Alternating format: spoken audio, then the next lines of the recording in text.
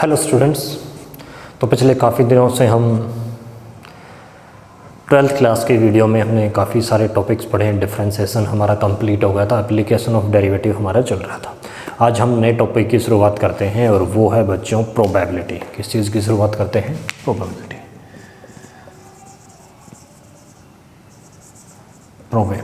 तो 11th class में भी हम प्रोबेबिलिटी को पढ़ चुके हैं और 11th क्लास में हमने सीखा था किसी भी 10th क्लास में भी हमने प्रोबेबिलिटी पढ़ी है कि किसी भी काम की जो हैपनिंग के चांसेस हैं वो उसकी हैपनिंग की प्रोबेबिलिटी है और नॉट हैपनिंग के चांसेस हैं वो नॉट हैपनिंग की प्रोबेबिलिटी है। यानी किसी के काम के होने के जो चांसेस हैं वो उसके होने की प्रोबेबिलिटी होगी और जो नहीं होने के चांसेस हैं वो नहीं होने की प्रोबेबिलिटी होगी। तो हमने फॉर्मूले से सीखा था कि प्रोबेबिलिटी, थोड़ा सा ये मैं रिमाइंड करा देता हूँ और कोई बात नहीं है। क्या सीखा था? प्रोबेबिलिटी इक्वल क्या था? ऊपर आता था नंबर ऑफ फेवरेबल केस, कि जिस चीज़ की आप प्रोबेबिलिटी निकाल रहे हैं उसके केस फेवर में कितने केसेस हैं, और नीचे आता था टोटल नंबर ऑफ केसेस, कि टोटल कितने केसेस बनते हैं। ठीक है, ये सिंपल सी प्रोबेबिलिटी जो है हमने 11th क्लास तक सीखी। फिर 11th क्लास में कुछ हमने सेट के फॉर्मूले और उनके यूजेस प्रोबेबिलिटी के अंदर सीखे।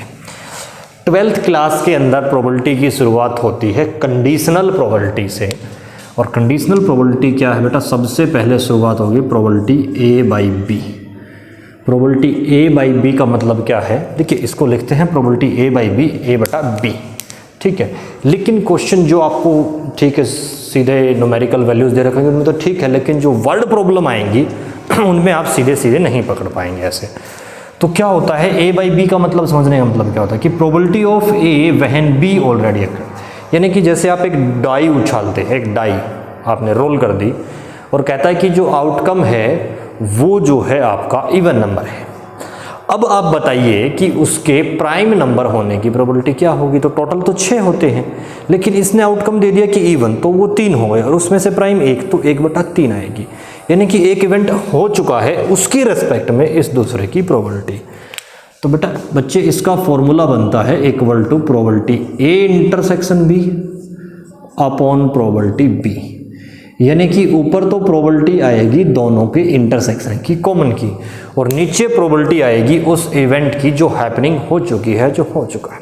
ठीक है, तो अब इस पे एक दो हम न्यूमेरिकल वैल्यू के प्रॉब्लम्स देखते हैं। जैसे इसने पहला एक क्वेश्चन दिया, इफ प्रोबेबिलिटी ए, पहला क्वेश्चन है if probability A equal to 7/13। क्या है? 7/13। Probability B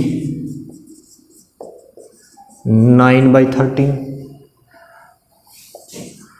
probability A intersection B 4/13। क्या है? 4/13। फाइंड ए बाई बी, आपको जो है क्या निकालना है? ए बाई बी। तो कुछ क्वेश्चंस तो ऐसे होंगे सीधी आपको वैल्यू दे रखी होंगी और आप डेटा उठाएंगे और अपने क्वेश्चंस में लग जाएंगे। तो फॉर्मूला क्या है बेटा? Probability A intersection B upon probability B.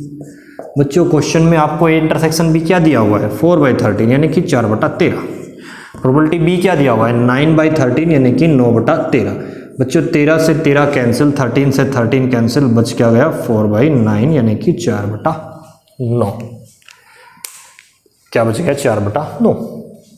ठीक है, यहां तक तो ठीक है, लेकिन जब आपको वर्ड्स प्रॉब्लम इसमें सीधा सीधा डेटा दिया हुआ था, तो वर्ड्स प्रॉब्लम में आपको चीजें छाटनी होंगी। ठीक है, जैसे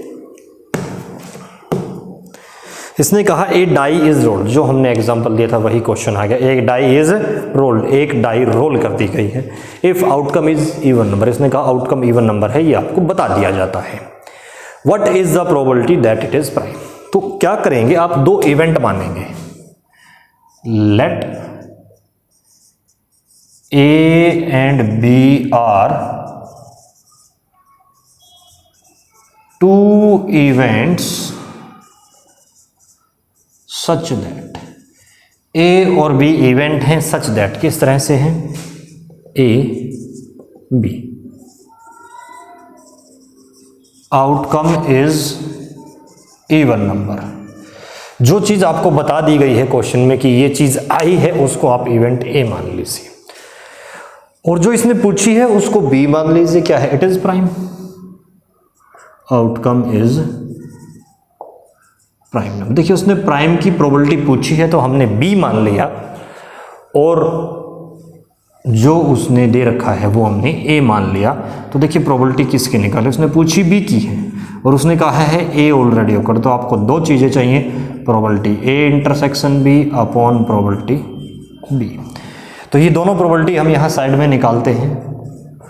प्रोबेबिलिटी बी, बी क्या है, सॉरी नीचे बी नहीं ए, हमने गलती से लिख दिया क्योंकि अकर्ड ए है पहले, तो नीचे आएगा ए। ए में बच्चों क्या है, आउटकम इज इवन नंबर। जो आउटकम है वो इवन नंबर आया है, ये इसने बता रखा है कि भाई ये काम हो चुका है। तो इवन 6 में से इवन कितने हैं भाई, डाई रोल करते हैं, 1 2 3 4 5 6 यही आएंगे। इनमें इवन कौन कौन से हैं, 2 4 और 6, 2 4 और 6। तो 3 इवन से टोटल है 6, कैंसिल होके आ गई 1/2।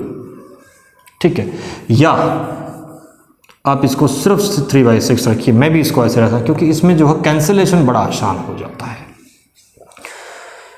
इंटरसेक्शन यानी कि common, probability A intersection B, ये वैल्यू भी हमें चाहिए। इंटरसेक्शन मतलब कॉमन, कॉमन मतलब ये कह रहा है इवन होनी चाहिए, कह रहा है प्राइम कॉमन मतलब वो इवन भी होनी चाहिए और वो प्राइम भी होनी चाहिए। तो ऐसा कौन है, ऐसे सिर्फ एक आउटकम है, दैट इज 2। तो आपके फेवर में सिर्फ एक आई, तो 1 ऊपर 6 नीचे। फॉर्मूले में वैल्यू रख देंगे, ए इंटरसेक्शन बी क्या है 1/6 अपॉन ए क्या है 3/6। बच्चों 6 से 6 कैंसिल, वैल्यू आ गई 1/3। ठीक है, प्रोबेबिलिटी है बेटा, प्रोबेबिलिटी एक सेट अप्रेस थ्योरी होती है, जो सेट हमने चैप्टर पढ़ा था 11th क्लास में, उससे ये कनेक्टेड होती है। ठीक है, उसमें देखो इस तरह की चीज़ें हमने की थी। ठीक है, अब आगे बढ़ते हैं, इसी तरह की वर्ड प्रॉब्लम्स कुछ और डिस्कस करते हैं बच्चों। प्रोबेबिलिटी अपने आप में एक बहुत बड़ा टॉपिक है, तो हम इस पर कुछ क्वेश्चन, वर्ड प्रॉब्लम जो हैं वो सबसे मेन हैं, उन पर हम करते हैं। ठीक है, आगे बढ़ते हैं। देखिए जैसे मैं क्वेश्चन नंबर 5 पर आ जाए। 3 fair coins are tossed, 3 coin toss कर दिए, तो टोटल आउटकम कितनी होगी। क्या बताया था, जितनी आउटकम है उसकी नंबर ऑफ एक्सपेरिमेंट की पावर। तो एक कॉइन में 2 आती है, 3 बार टॉस कर दिया तो टोटल आउटकम कितनी आ गई 8। फाइंड द प्रोबेबिलिटी, प्रोबेबिलिटी निकालिए that they all are tails, कि वो सभी के सभी टेल होंगे। इस चीज़ की प्रोबेबिलिटी निकालिए, तो हमें एक इवेंट मिल गया है। At least 1 of the coin shows head, अगर कम से कम एक कॉइन हेड शो करे, तो बच्चे हम वही करेंगे, let A and B are 2 events such that, हमने 2 इवेंट मान लिए, सच दैट, इस प्रकार से event A event B. A में वो लिख देंगे जो इसने पूछा है।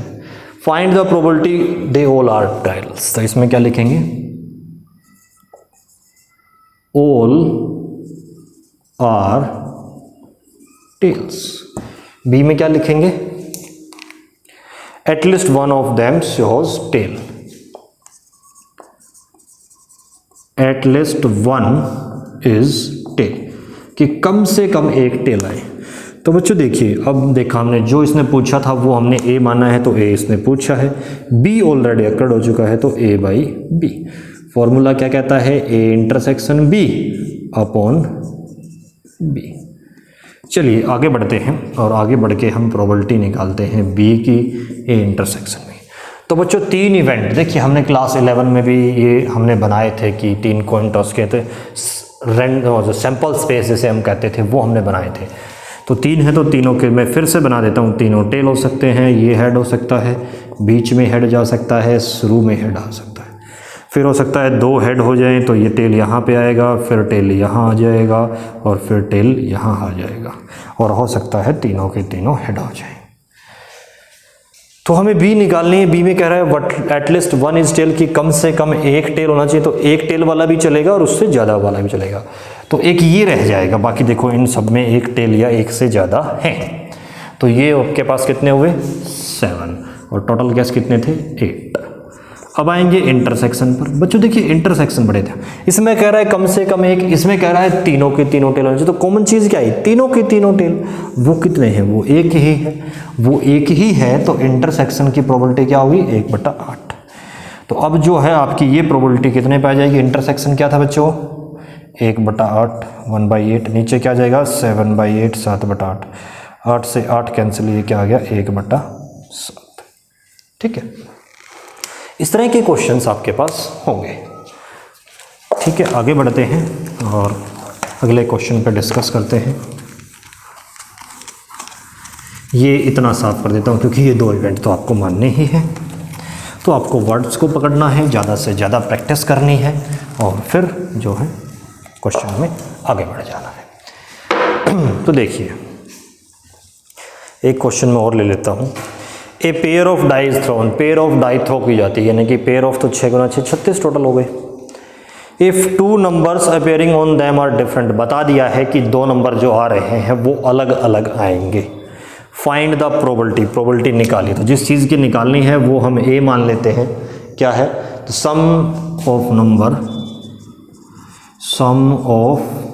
नंबर्स इज 6 और ये क्या है, आउटकम नंबर्स आर डिफरेंट, कि अलग अलग आएंगे, वो सेम नहीं आएंगे। तो इस तरह से आपको प्रोबेबिलिटी निकालनी पड़ेगी A/B, यानी कि ऊपर आएगा A इंटरसेक्शन B और नीचे आ जाएगा B। ठीक है बच्चों, इस चीज़ का ध्यान रखिए, जिस चीज़ की पूछी है अगर वो आप A लिखोगे तो आपको A/B निकालना पड़ेगा। अगर पूछने वाले को आपने B ले लिया है तो आप B/A निकालेंगे। तो सबसे पहले हम प्रोबेबिलिटी B पर जाते हैं। देखो बच्चों 36 आउटकम है, इसने कहा ऑल आर डिफरेंट। तो जो सेम है वो कौन कौन सी है, ये 1 1, 2 2, 3 3, 4 4, 5 5 और 6 6। देखिए डिफरेंट हम लिखते तो बहुत ज़्यादा हो जाती, लेकिन सेम वाली हमारे पास 6 ही हैं, इसलिए हमने सेम वाली लिखी। अब टोटल 36 थी, सेम वाली 6 हैं, तो डिफरेंट वाली कितनी बचेंगी, 36 में से 6 घटा दिया 30, यानी कि 30, और टोटल थी 36 यानी कि 36। अब आते हैं बच्चों इंटरसेक्शन पर। A intersection B, A intersection B मतलब कॉमन, कॉमन कह रहा है कि दोनों डिफरेंट भी आनी चाहिए और जोड़ जो है वो 6 आना चाहिए। तो 6 सम का हम लेते हैं भैया, 1 5 का होता है, ठीक है, 5 1 का होता है, ठीक है, 2 4 का होता है, ठीक है, और 4 2 का होता है, और साथ में 3 3 का भी होता है। लेकिन इस पे डिफरेंट आउटकम्स नहीं है, कॉमन में तो डिफरेंट चाहिए, तो ये ड्रॉप हो जाएगा। 1 2 3 4 बची, और टोटल कितने थे बच्चे, 36। तो ये आपका क्वेश्चन जो है सोल्व होके क्या आ जाएगा, इंटरसेक्शन क्या था 4/36 और B क्या है 30/36। बच्चों 36 से 36 कैंसिल, बच गया 4/30, 2 से ऊपर कैंसिल, नीचे कैंसिल, क्या बच गया 2/5। क्या बच गया बच्चों 2/5 नहीं 2/15, 2/50। ठीक है, इनको करने से पहले एक थोड़ा सा काम और कर लीजिएगा बच्चों, कि जो आपने 11th क्लास में सैंपल स्पेस वगैरह जो हमने बनाए थे प्रोबेबिलिटी के अंदर अलग अलग चीज़ें, उन पे आप थोड़ा सा रिवीजन कर लेना ताकि ये चीज़ें आपकी आसानी से हो जाए। अब आप पहली एक्सरसाइज जो है आपकी प्रोबेबिलिटी की, आपको उस पूरी एक्सरसाइज के ऊपर प्रैक्टिस करनी है। जो भी आपके डाउट्स हैं वो आप अपनी ऐप के थ्रू और वीडियो कॉल्स में आप अपने डाउट, वो जो है वीडियो क्लासेस जो हमारी होती हैं ऑनलाइन क्लासेस, डाउट क्लासेस, उसमें आप पूछ सकते हैं।